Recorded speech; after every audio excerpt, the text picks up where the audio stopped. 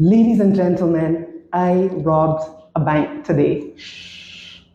I found the most popular banker in Barbados and I snatched her.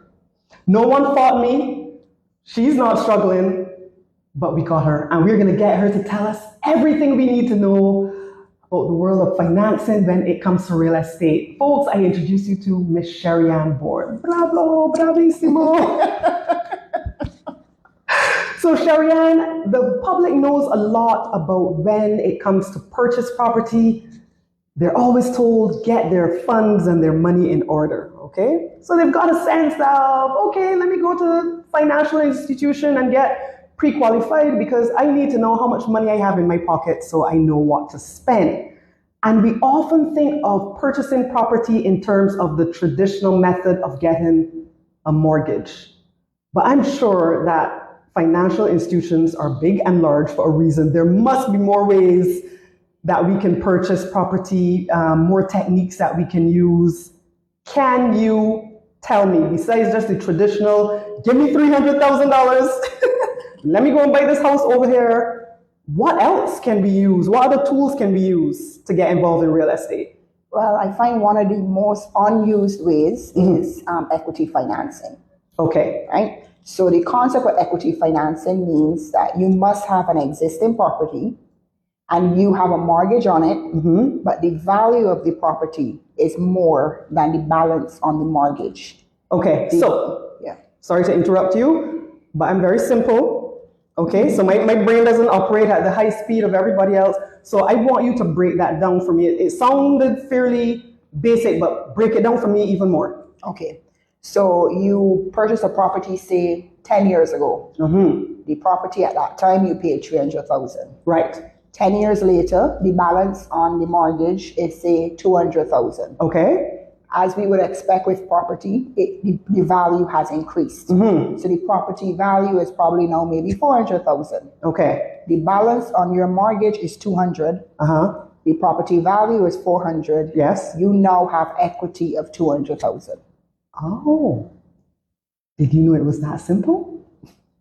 Okay, so what? I can then tell me what I can do with this knowledge if I go to a financial institution. What's the next step? What do I tell them? So what you do, you go to your financial institution and you say, I want to finance another property and I would like to do this, whether it is an injection amount, using the equity in my existing property. And then you get a valuation report on the existing property, the financial institution, whether it's the existing one you have the mortgage with, or if you're approaching a new one, would get the balance from the mortgage. Okay. And they would analyze you in terms of being able to afford the new monthly payment. Because obviously, if you're going to use that equity amount, your loan now on the existing house is going to increase. Right? Correct, yes. So you must be able to afford, as in terms of your salary, the ability to have the existing mortgage as well as the other mortgage. Right? Okay. Now, one of the reasons why people do this is that they may be using the second property as an investment property. Right. So you may look to rent it as opposed to live in it because you have your first property.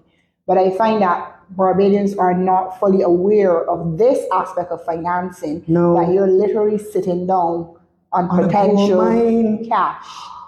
Right? So you have the ability to use those funds, and you can use it for more than, you don't have to do property purchase. You can do, if you're sending your children overseas for school, if you're looking for debt consolidation, that equity, because remember, a mortgage is one of the probably the cheapest type of financing you're going to get, right, in terms of interest rate. Right?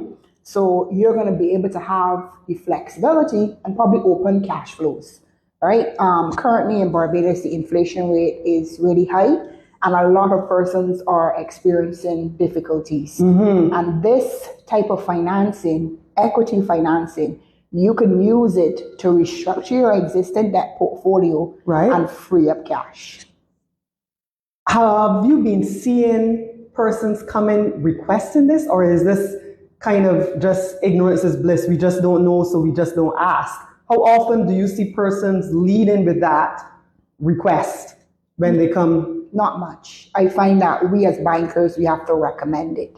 Sometimes we get you to fill out a statement of affairs form or a loan application, and maybe someone might be coming in for a debt consolidation, or they may be interested in purchasing another property. And the banker now sees that opportunity in the person's statement of affairs, where they now see that equity amount that they can use to get what they want. All right, so let's not get off of equity yet. I understand the general concept of it. So then when I say I want to use the existing equity, et cetera, I then almost fill out application forms like similar to how it was when I was pursuing a mortgage, or is it something totally different? Do I then have to show evidence of my salary and, as you say, the capacity to pay? What are the similarities and differences? It's the exact same thing. Oh. So it's like as if you're getting, you're remortgaging your home, basically. Right.